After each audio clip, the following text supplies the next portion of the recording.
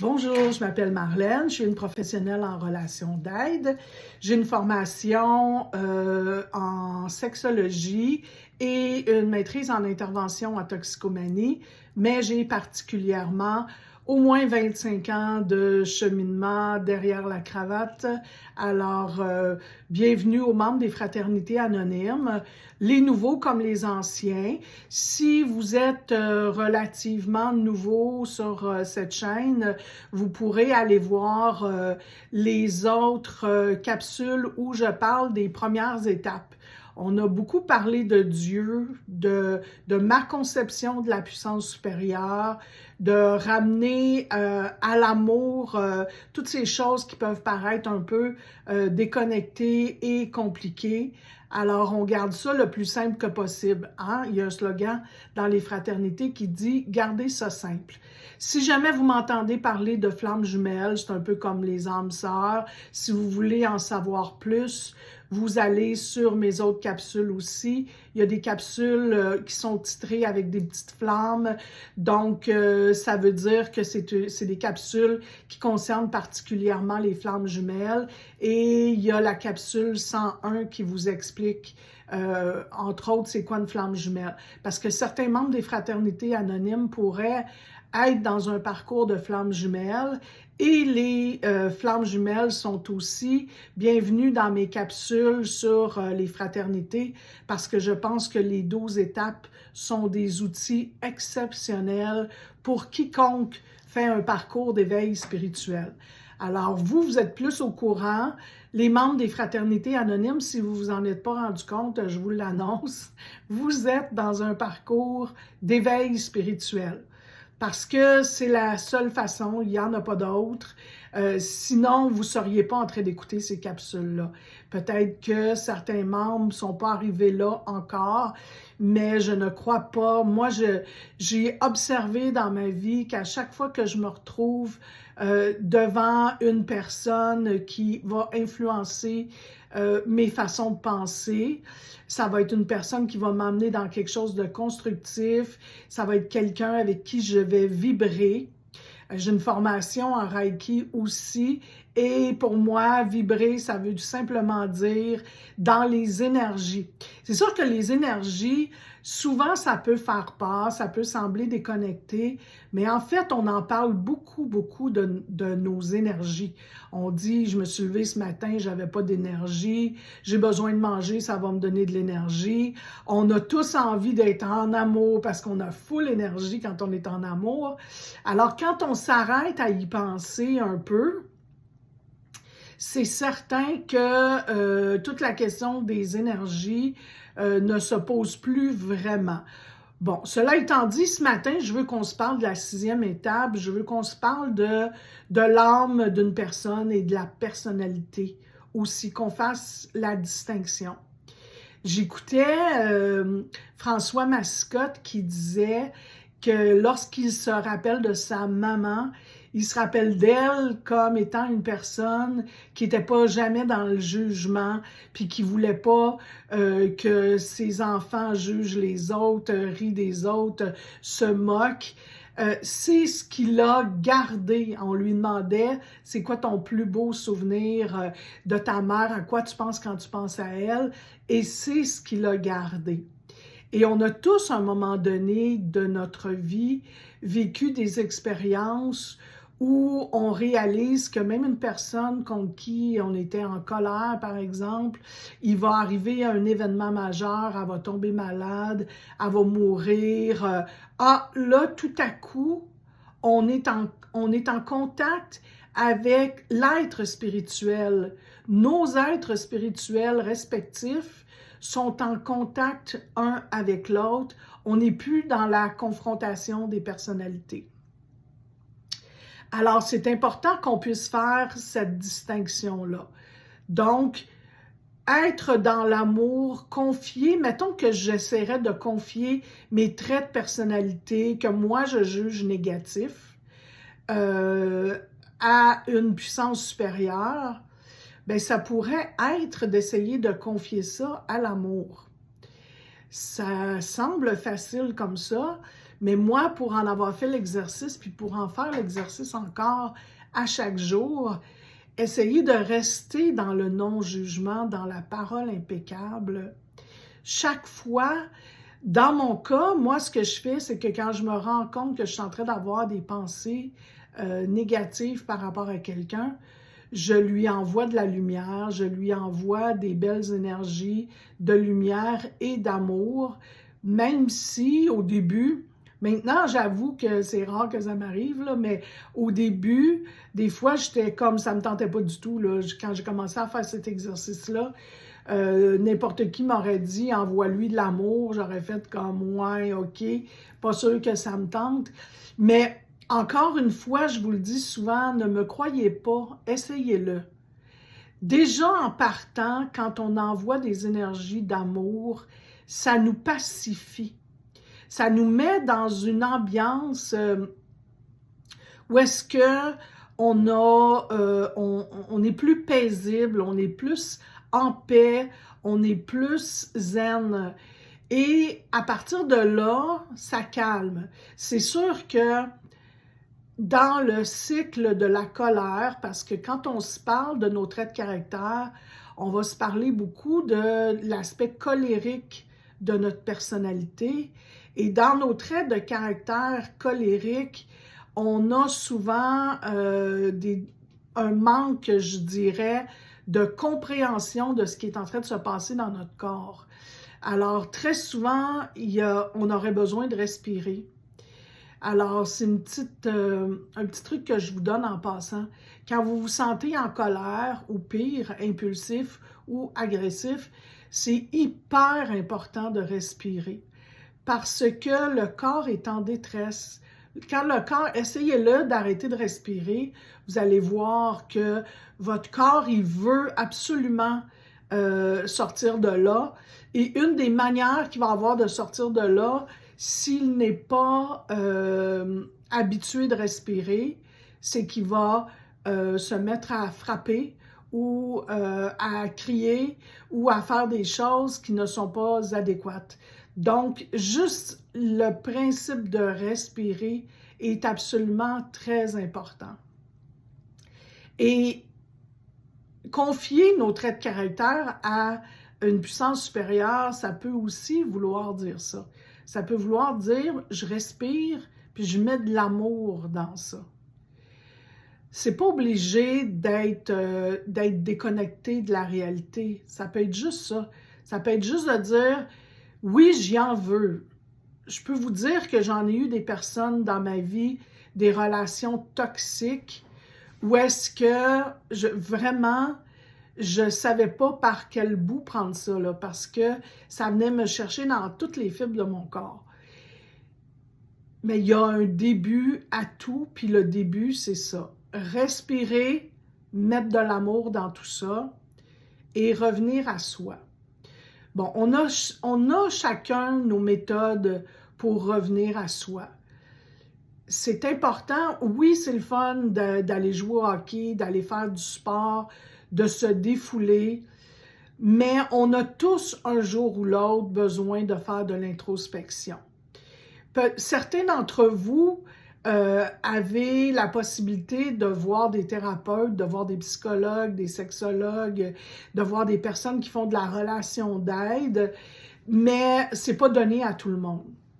Pour moi, le meilleur thérapeute, c'est mon cahier puis mon crayon. Alors, je commence à m'auto-thérapiser. Après, je pourrais évidemment confier, si nécessaire, à quelqu'un d'autre, mais à la limite, ça ne sera même pas nécessaire. Je vais m'être confiée à moi-même, puis ça peut suffire. On a des téléphones, enregistrez-vous si vous n'aimez pas écrire. Si vous n'avez pas de facilité avec l'écriture, vous pouvez vous enregistrer. L'important, c'est qu'on arrive à se dire que le cheminement, moi, je saute des étapes un petit peu avec vous parce que mon but, c'est de vous outiller le plus rapidement que possible.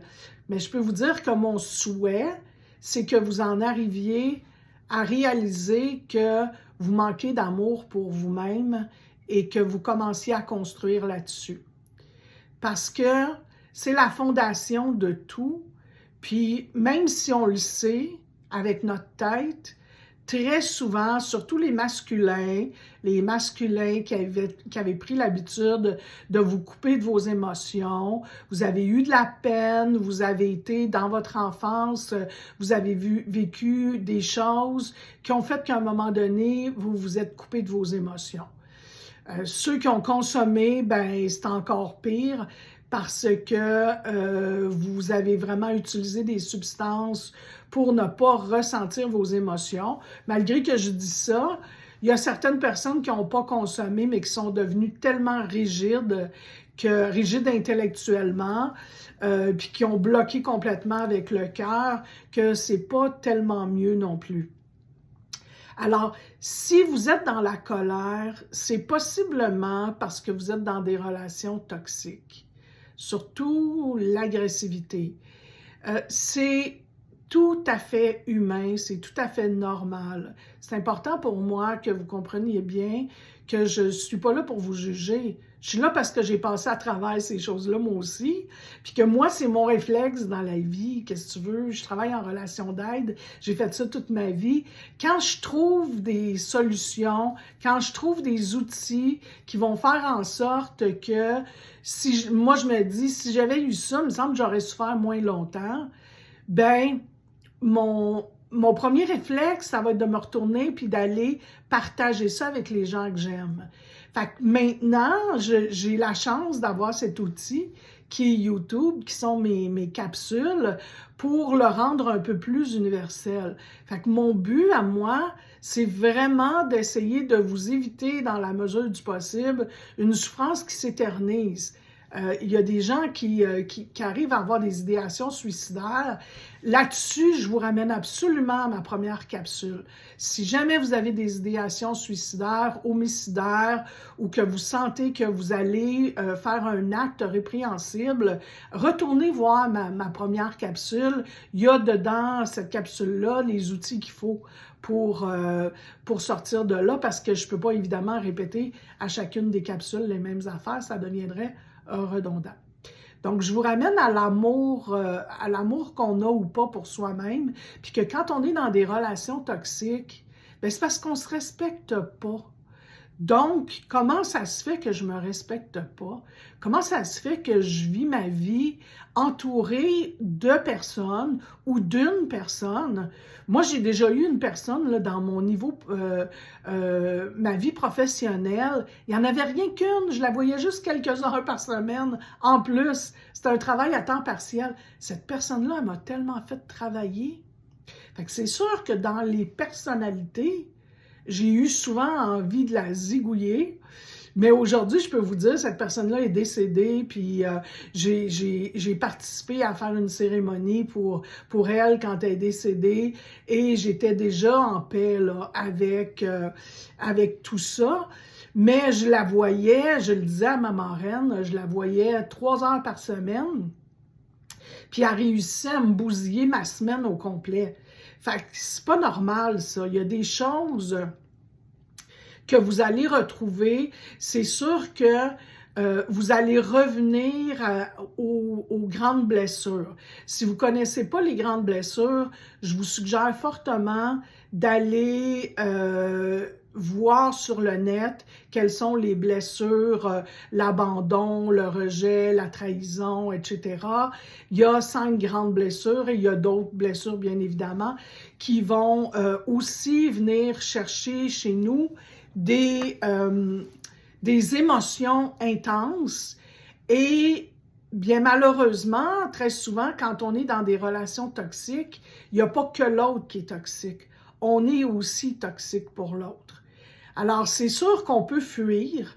Bon, les flammes jumelles, si je peux faire une petite parenthèse, une des différences majeures avec les flammes jumelles, c'est qu'on se retrouve dans une relation qu'on ne peut pas fuir.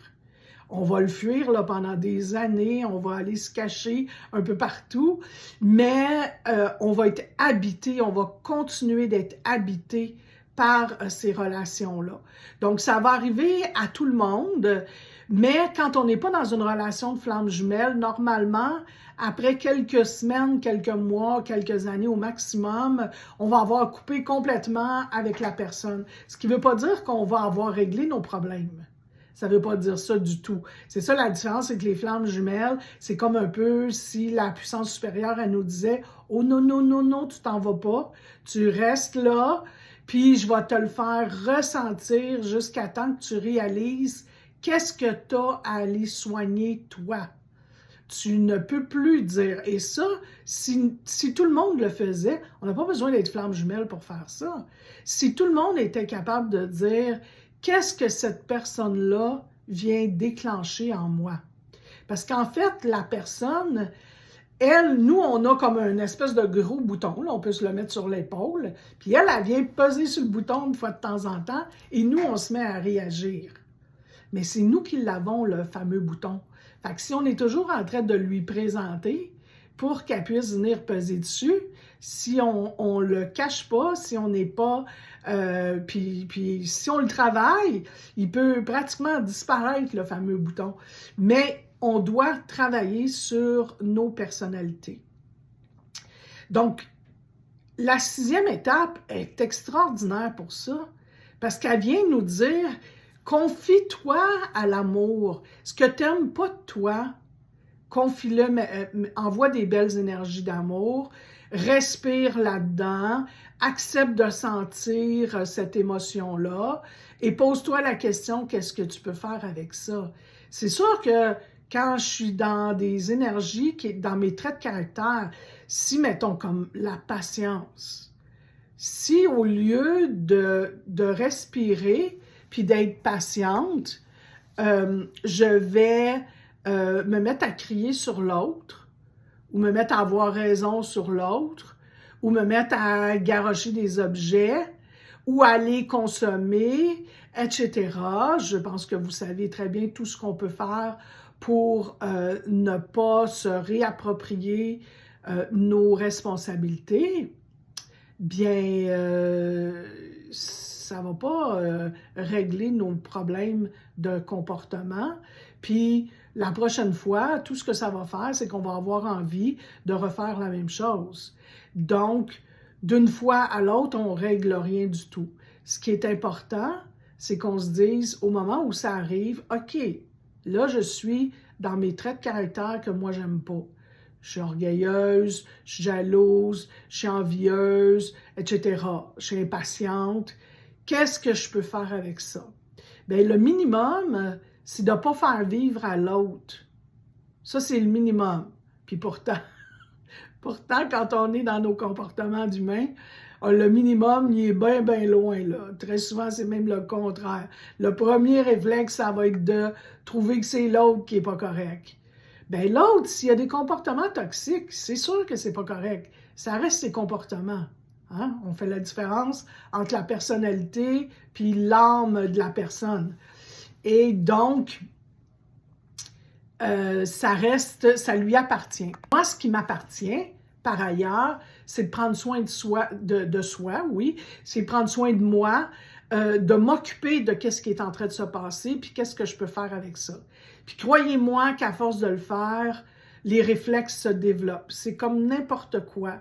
Je veux dire, la plupart des gens qui ont des grands talents de musiciens ou en relation d'aide ou en, je sais pas moi, les peintres, les avocats, les médecins, tout le monde finalement s'améliore à force de travailler, s'améliore à force de travailler. Donc, c'est important de pratiquer. Pratiquer ce que vous ressentez, pratiquer de ressentir les choses et d'agir en être responsable. Ça a l'air facile à dire encore une fois, ce ne l'est pas. Juste de ressentir ce que je ressens, la plupart des gens ne le font même pas. Vont aller fumer une cigarette, vont se mettre à faire d'autres choses, regarder leur téléphone, regarder leur ordinateur, aller écouter une émission de télévision, la plupart des gens vont pas ressentir pleinement parce que ils veulent pas le savoir, c'est trop compliqué, c'est trop difficile quand on commence. Mais avec la pratique, je vous le jure que ça devient facile. Devient facile de dire « OK, c'est ce que je ressens ». Au pire, là, ce qui peut arriver, c'est qu'on va attendre notre période de méditation. Puis au début de la période de méditation, si on fait de la méditation, sinon, je vous le suggère fortement, ça aide énormément quand on est dans ce genre de processus-là d'éveil, de prendre le temps, de faire quelques minutes de méditation par jour. Mais sinon, juste vous donner un temps, cahier, crayon ou un petit repos dans la chaise berçante pour se dire « Hey, aujourd'hui, j'ai vécu telle chose. Est-ce que c'est possible que je prenne le temps de ressentir ça? Qu'est-ce qui m'est arrivé? » Et là, je vous le dis, votre premier réflexe, ça va être de penser que l'autre n'est pas correct. Alors que ça se peut que l'autre n'ait pas été correct, mais vous n'avez aucune prise sur l'autre.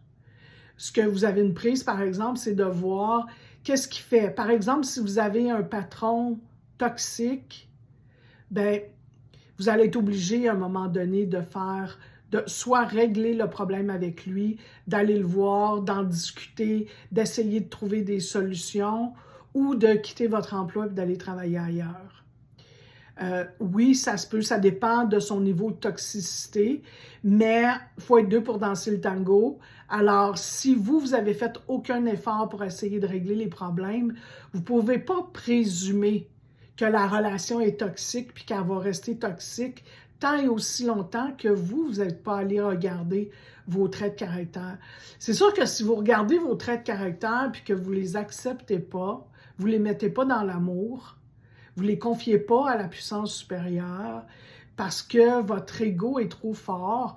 Je vais vous en reparler dans une des prochaines capsules. On va se parler des mécanismes de défense, des mécanismes de protection, comment on fait ça, des mécanismes, comment ça se bâtit, comment ça se monte. Qu'est-ce qui fait qu'à un moment donné, vous avez un schéma de vous mettre en colère continuellement? Qu'est-ce qui fait que vous en êtes arrivé là? On en reparle dans une prochaine capsule. Mais juste pour aujourd'hui, dans la 6e étape, on est juste à accepter ça. Là. On va regarder nos traits de caractère, puis on va les confier à l'amour, puis on va se poser la question, dans l'amour, ça a l'air de quoi? Qu'est-ce qui est en train de m'arriver? Si j'essayais de mettre de l'amour pour moi-même dans cette situation-là, qu'est-ce que je ferais? Si je veux en mettre pour l'autre, tant mieux. Moi, je ne suis pas là pour l'autre, je ne le connais pas. C'est à vous que je m'adresse. Donc, vous êtes la personne qui avez le pouvoir de faire quelque chose au moment où c'est en train de se passer. Donc, prendre le temps de dire « Hey, je suis en émotion là, en ce moment, quand même que je continuerai de m'obstiner avec la personne, ça ne va absolument rien changer. J'ai fui, je ne pourrai pas continuer à fuir toute ma vie.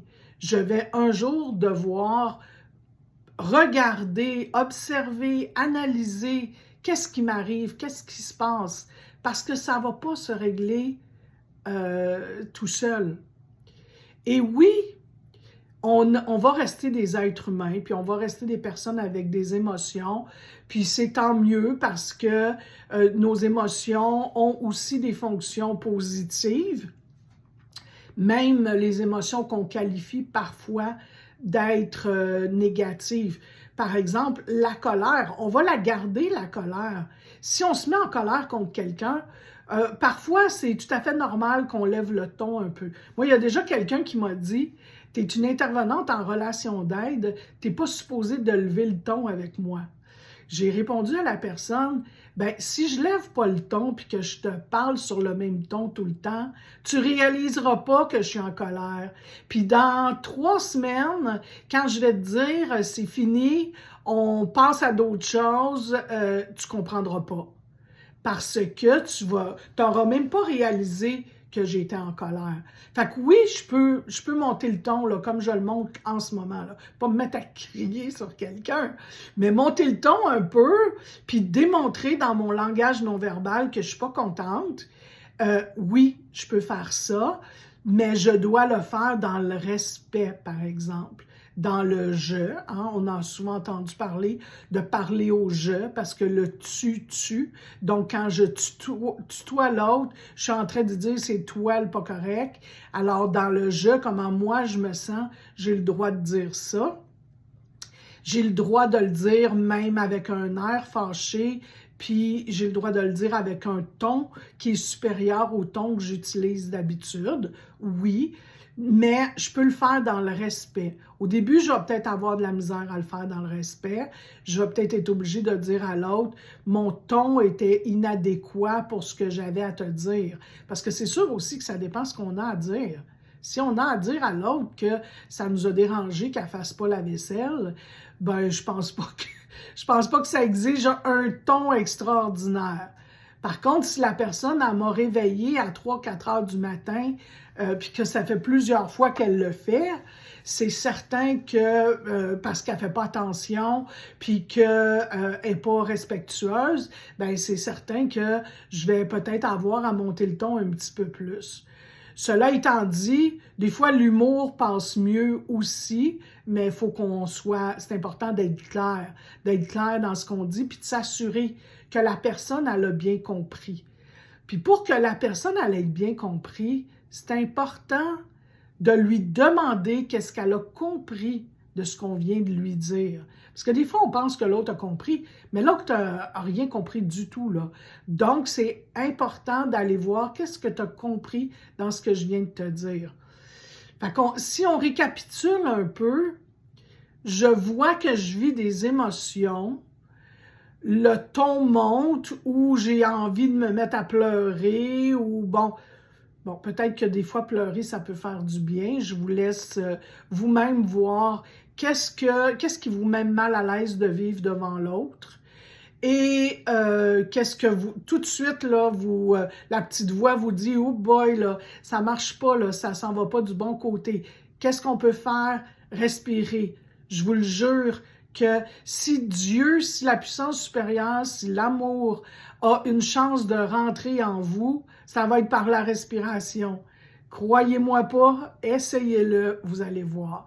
Alors, de respirer et de faire qu'est-ce qui est bon de faire au moment où on le vit, c'est-à-dire soit aller prendre une marche, soit sortir du bureau de l'autre, parce que si on est dans le bureau du patron puis que la moutarde commence à nous monter au nez, on peut le faire, croyez-moi, je l'ai déjà fait. Ça a très, très bien marché. Ça nous a donné des super bons résultats. Je vais sortir de ton bureau parce que je ne veux pas dire des choses. Il y a des choses que je ne voudrais pas dire, puis avant de les dire, je vais sortir d'ici. Alors donc, on peut sortir de la pièce. On peut faire toutes sortes de choses selon la situation. Mais d'abord et avant tout, commencer à respirer, puis aller voir qu'est-ce que je suis en train de vivre là dans la mesure du possible. Sinon, aller le voir le plus rapidement que possible au retour du travail, dès qu'on a un petit moment. Parce que si on ne le fait pas, tout ce qu'on fuit nous poursuit. Ce à quoi on fait face s'efface. Donc, les membres anciens des fraternités anonymes connaissent bien ce slogan, qui n'en est pas vraiment un, mais qui est un petit secret entre nous. On doit faire face à la réalité. Donc, cette 6e étape-là nous demande de se poser la question, si je veux confier tout ça à l'amour, qu'est-ce que je fais? Comment je fais? Et j'envoie de la lumière. Je vous le dis, c'est un exercice extraordinaire. J'envoie de la lumière, j'envoie de l'énergie, au risque d'avoir l'air ésotérique. Croyez-moi, si vous l'essayez, vous allez en prendre l'habitude parce que ça nous fait vraiment du bien. Alors, n'oubliez pas que si vous voulez faire de la 12e étape, vous pouvez partager cette vidéo, vous pouvez devenir membre, j'ai aucun moyen de connaître votre identité sur YouTube. On ne sait que le nombre de vues puis quelques pourcentages sur les pays qui nous visitent, mais sinon on n'a pas l'information à savoir qui est membre. Fait que si vous voulez m'encourager, ben faites-moi des petits pouces, devenez membre et surtout partagez les vidéos aux personnes qui souffrent encore. Faites de la 12e étape, ça fera partie de votre cheminement spirituel. Je vous embrasse, je vous adore, au plaisir.